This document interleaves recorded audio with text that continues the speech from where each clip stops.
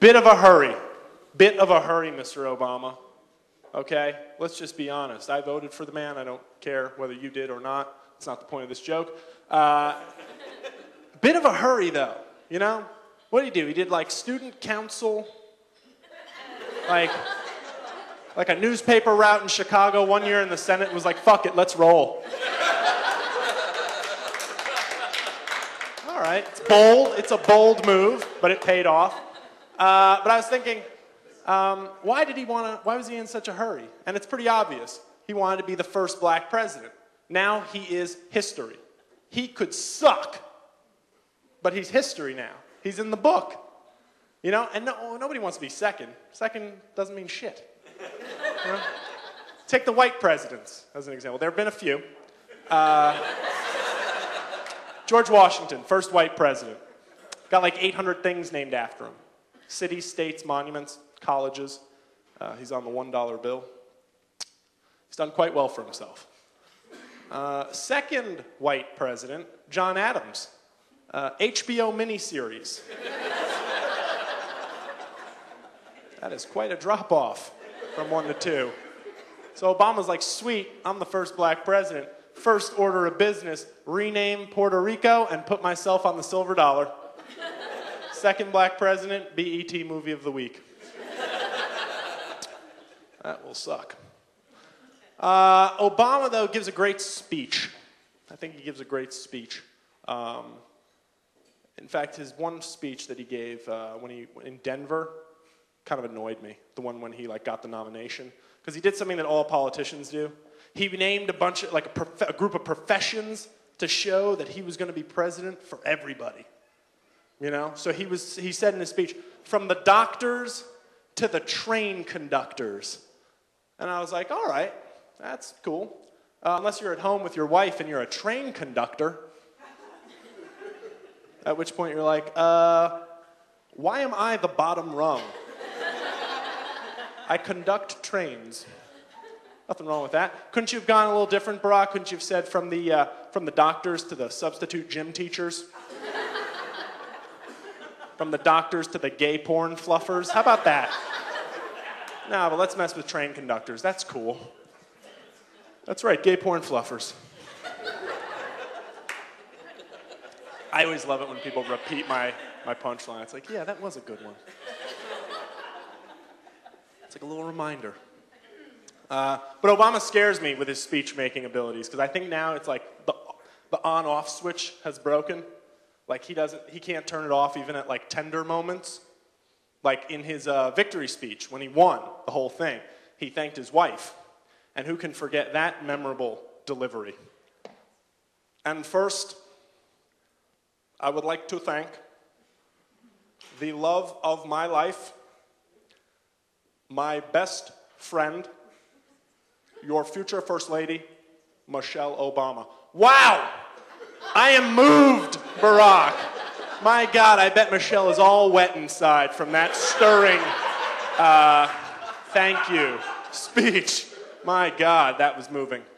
And it makes me think, is Obama just going to be like that from now on with everything? You know? Or his daughter's going to come up to him in the White House and be like, Daddy, what can I have for breakfast? I was hoping that we would not have to discuss this issue. But it is clear that as the mornings have passed, that we are going to have to address the breakfast issue. Now, I grew up a young man in Hawaii, and I remember at 5 a.m. speaking to my mother, telling her that I did not want to get up that early, that I would rather stay in bed and get more rest. But she said to me, it's not easy for me either, Buster. And then I would eat my tea and toast and go off to school. But today we have lost the traditional focus of what breakfast used to mean to us. It used to be the centerpiece of the day, the most important meal. Remember when we used to think that waking up, the best part of waking up was Folgers in our cup? and when we would tell people to let go my ego, but now we're passing on the ego. We're saying take it, because breakfast is not as important. And I can understand why. Because coffee from a place like Starbucks costs $5 a cup.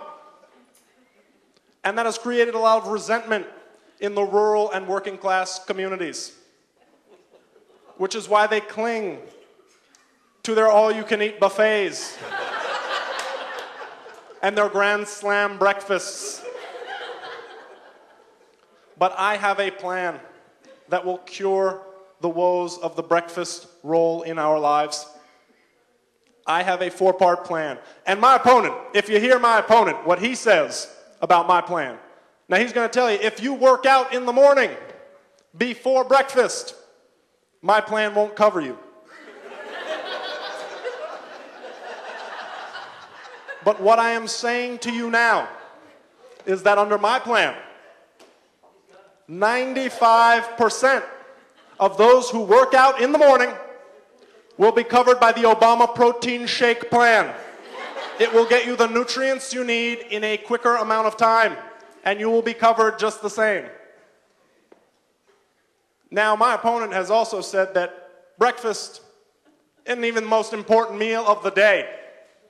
Now, he's saying that the most important meal of the day is the power lunch that the business types take, the fat cats on Wall Street, where they meet with clients. Well, what are you supposed to say to young Timmy Johnson, who's falling asleep in social studies because he didn't have breakfast? Are you supposed to tell him to go get a steak and have a meeting with clients? I don't think so. So now I have a 4-part plan. And what it involves is a protein source, like eggs, then some whole grains, maybe in the form of toast.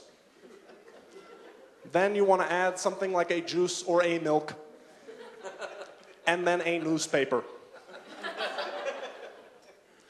Now, recently I spoke with an elderly woman by the name of Betty Jemima,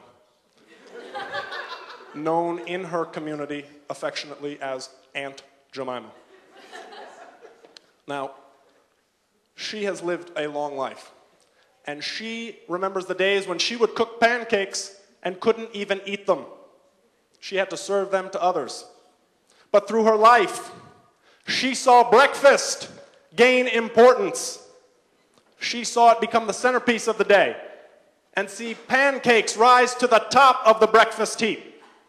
And she said to me, Barack, if you get elected, I want you to promise me that you will make pancakes and breakfast important again. And I looked at that old woman, and I said, I will try. But I cannot do it alone.